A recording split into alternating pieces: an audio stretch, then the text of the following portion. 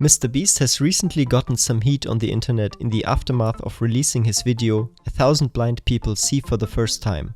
Now, I don't normally talk much about internet drama on this channel, but I think this one is interesting from the perspective of moral psychology. Let me quickly tell you what happened. MrBeast released a video where he worked together with a team of medical professionals to pay for 1000 small procedures that can help people see more clearly. After the release of the video, the controversy emerged. Some people thought that there is something diabolical about this video, and streamers and commentators all over the internet weighed in on the controversy. Political commentator Hassan said that he felt extremely angry when seeing the video, though he clarified that he was not angry with MrBeast, but the US medical system that paywalls such procedures. Many other commentators also mostly focused on the underlying problems that MrBeast's video uncovered.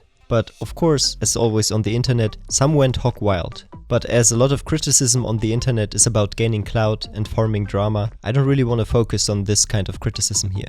Still, I think there is something to the intuition that MrBeast's actions are at least not totally morally clean, so to say. And in order to explain that intuition a bit, I want to borrow from moral psychology and ethical theories. I think most of this kind of criticism focuses on the general feature of MrBeast's videos that they use people's need for money to get entertainment value out of it. Now, this is of course nothing that he invented, but there's something about making people go through uncomfortable ordeals for the sake of money and our entertainment. This instrumentalization of people has actually been critiqued for quite some time, even by ethicists in academic debates.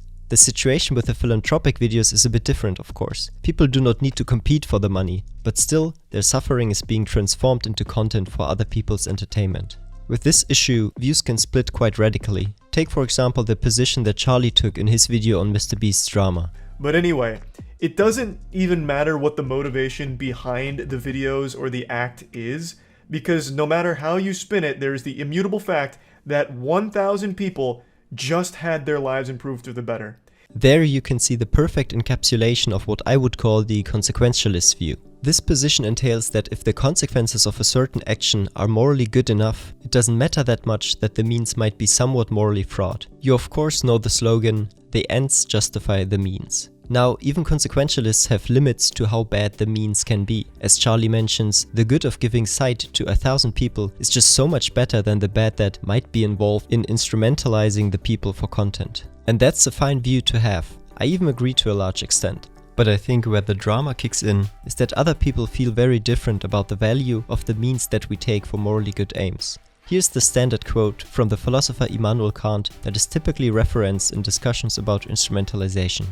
Act in such a way that you treat humanity, whether in your own person or in the person of any other, never merely as a means to an end, but always at the same time as an end. Now, there's a lot of discussion surrounding this principle, especially what it means to use someone merely as a means. But I think the general sentiment should be enough to make the point that I'm interested in this video. If MrBeast's motivation, or a significant part of it, is to use the suffering of the people to produce content, then this might take away from the overall moral value of the action. And I suspect that this is where the critics' point of view comes from. They likely simply have strong deontological intuitions that make it morally problematic to be motivated by content when trying to do good.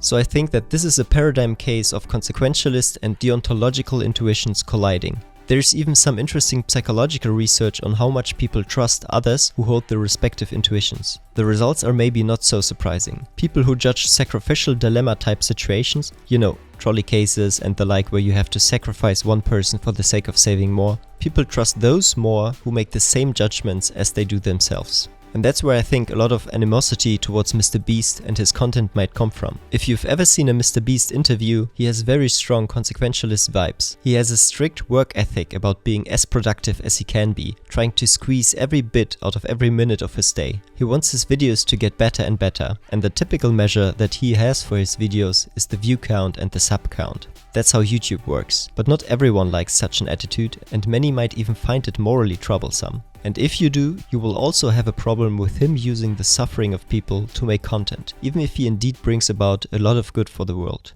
So, were MrBeast's actions in his video morally troublesome?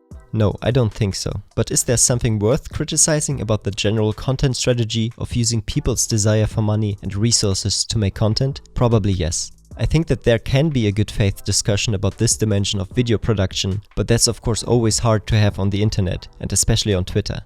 But I'd be interested to hear what you think about this whole drama, and my suggested explanation for some of the good faith criticism of Mr. Beast. If you enjoyed the video, feel free to leave a like and subscribe. It really helps a lot.